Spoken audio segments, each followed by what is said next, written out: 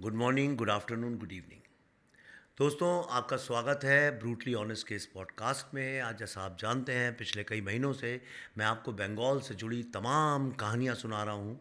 उसी श्रृंखला में आज हम कुछ ऐसे सर्वाइवर्स की ट्रेजिक कहानी आपको सुनाने जा रहे हैं, जिसे सुन के आप बंगाल फैमिन को और करीब से एक्सपीरियंस कर पाएंगे और समझ पाएंगे कि उस समय बंगाल की स्थिति क्या थी।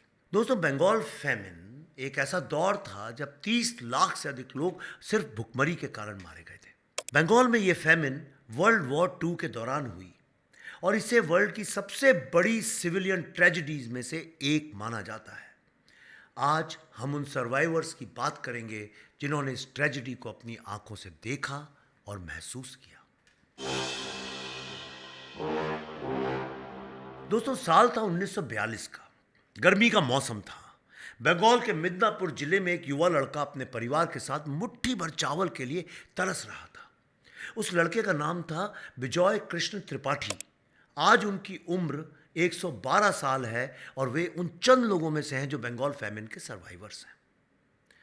विजय कृष्ण जी कहते हैं, उस समय कई लोग अपने बच्चों को चावल के कुछ दानों के लिए बेच देते थे। कई औरतें, चाहे वे किसी को जानती हों या ना जानती हों, अनजान लोगों के साथ भाग जाती थीं। भूख हमारे पीछे साया की तरह लगी रहती थी।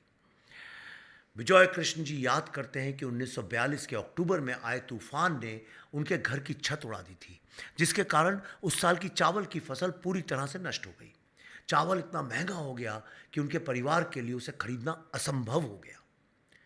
वो बताते हैं कि गांव में चारों तरफ लूटपाट होने लगी, लोग भूख से मरने लगे और हम सबको आधा खाली पेट के साथ ही हफ्तों हफ्तों गुजारा करना पड़ता था।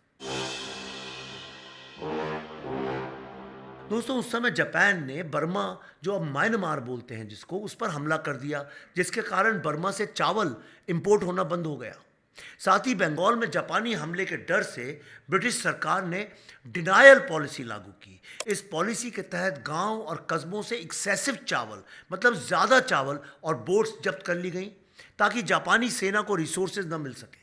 लेकिन इसका नतीजा ये हुआ कि स्थानीय लोग और भी अधिक भूख से मरने लगे।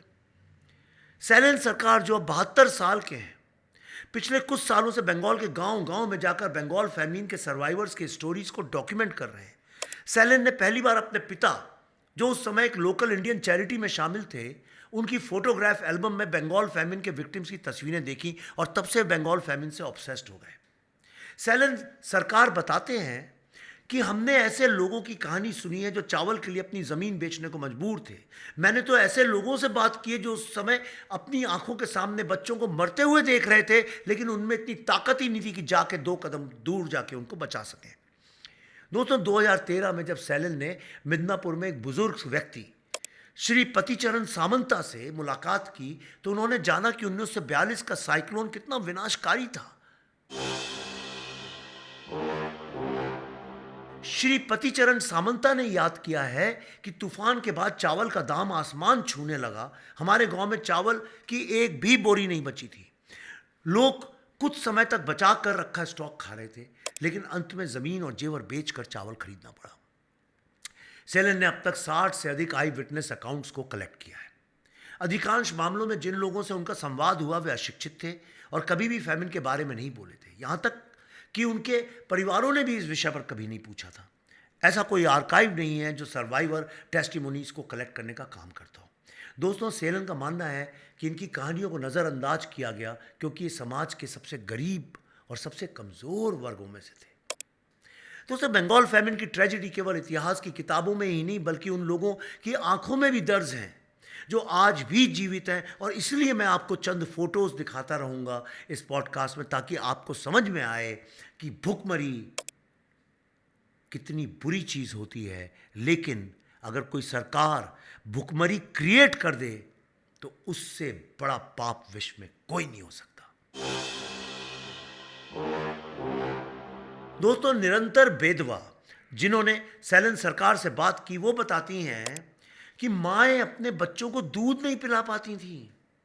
नवजात बच्चों को, कई नवजात बच्चे जन्म लेते ही मर जाते थे और उस समय बहुत सी महिलाओं ने इस दर्द के तहत आत्महत्या भी कर ली थी। दोस्तों, इस अकाल को लेकर एक बड़ा सवाल ये उठता है कि क्या ब्रिटिश पीएम विंस्टन चर्चिल ने स्थिति को सुधारने के लिए पर्याप्त कदम उठाए थे या नहीं। और विश्व के अधिकतर हिस्टोरियंस मानते हैं कि ब्रिटिश सरकार ने भारतीयों की इस तकलीफ को जानबूझकर नज़रअंदाज किया। दोस्तों, 1943 के अंत तक जब लॉर्ड वेवल ने वाइस रॉय का पद संभाला, तब जाकर रिलीफ ऑपरेशंस में तेजी आई। लेकिन तब तक बहुत देर हो चुकी थी। 30 लाख लोग अपनी जान दे चुके थे। दोस्तों, ये इतिहास का एक ऐसा पन्ना है जिसे हम कभी भूल नहीं सकते। मैं जब रिसर्च कर रहा था दिल्ली फाइल्स के लिए बंगाल के ऊपर, तो बंगाल फैमिन, चूंकि वो उसी वक्त से जुड़ा है, उसकी तमाम कहानियाँ, आर्टिकल्स, किस्से मैंने पढ़े। मैं आपको यकीन दिलाना चाहता हूँ, विश्वास करिए, ईश्वर साक्षी है, उसके बाद मैं जब भी खाना खाता था, मुझे ऐसा लगता था कि मुझे उल्टी हो जाएगी। मैं खा नहीं सकता था, मुझे खाने से नफरत हो गई थी।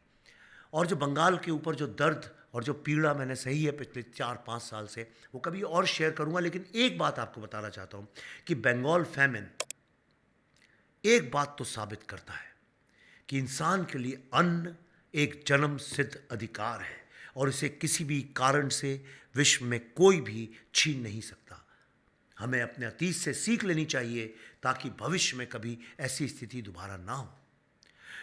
कितनी अजीब बात है कि जब ब्रिटिशर्स नाजीज के रेशल सुपीरियर आइडियोलॉजी के खिलाफ लड़ाई लड़ रहे थे, तभी बंगाल फैमिन के वक्त उन्होंने खुद से ये क्यों नहीं पूछा, who lives if Bengal dies.